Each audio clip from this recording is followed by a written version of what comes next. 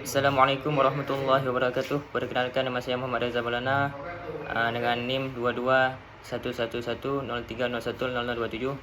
Pada kesempatan ini saya akan menjawab pertanyaan dari soal UTS mata kuliah hidrologi. Yang pertama itu jelaskan bagian-bagian insang dan fungsi dari tiap-tiap bagian insang. Yang pertama itu ada operkulum. Operkulum itu berfungsi melindungi bagian kepala dan mengatur mekanisme aliran air sewaktu bernafas. Yang kedua ada membran branchiostega yang berfungsi untuk katup pada waktu air masuk ke rongga mulut. Kemudian yang ketiga ada lengkung insang atau arcus branchialis yang berfungsi sebagai tempat mendekatnya tulang tapis insang. Kemudian yang keempat ada tulas tapis insang yang berfungsi untuk mencegah organisme makanan melalui celah insang masuk dalam celah insang. Yang kelima ada lembaran insang, tempat pertukaran O2 dan CO2. Kemudian ada filamen insang.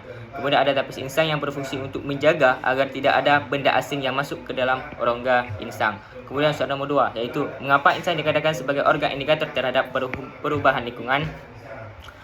Dalam ekosistem perairan, ikan dianggap sebagai indikator berharga dalam pencemaran lingkungan karena berada di puncak rantai makanan. Akuatik dan diketahui menumpuk racun.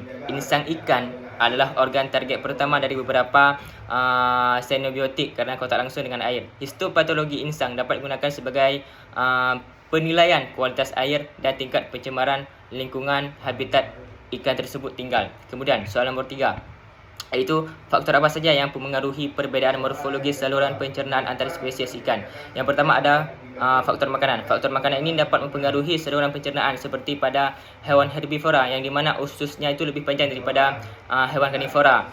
Hal ini disebabkan karena serat-serat yang berada di tumbuhan itu lama dicerna oleh usus. Kemudian soal yang keempat, apakah rangka ikan mempunyai peran membantu reproduksi ikan? Jika iya, sebutkan contohnya.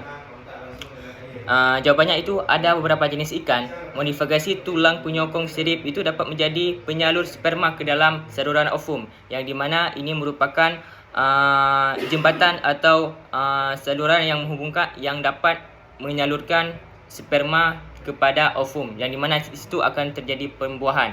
Dan contoh dari ikan yang melakukan reproduksi tersebut itu seperti ikan gupi jantan, ikan pari, hiu dan sebagainya. Kemudian soalan nombor 5 yaitu mengapa terjadi perbezaan tulang rangka ikan? Apakah struktur rangka dapat digunakan sebagai metode identifikasi ikan?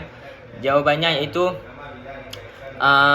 dapat, karena hal ini berkaitan dengan faktor makanan. Mulut merupakan salah satu contoh struktur rangka ikan, di mana mulut ini bentuknya dapat dipengaruhi oleh faktor makanan. Jika faktor makanannya itu berada di atas permukaan air, maka mulutnya itu cenderung menjulang ke atas, dan apabila makanannya berada di bawah, maka cenderung mulut itu menjulang ke bawah. Hal ini dapat kita identifikasi bahawa ikan tersebut termasuk ke dalam spesies ikan apa maupun kelas apa. Ini merupakan dapat menjadi satu indikator untuk kita mengidentifikasi suatu spesies ikan. Sekian, terima kasih. Wabillahi taufiq wal hidayah. Assalamualaikum warahmatullahi wabarakatuh.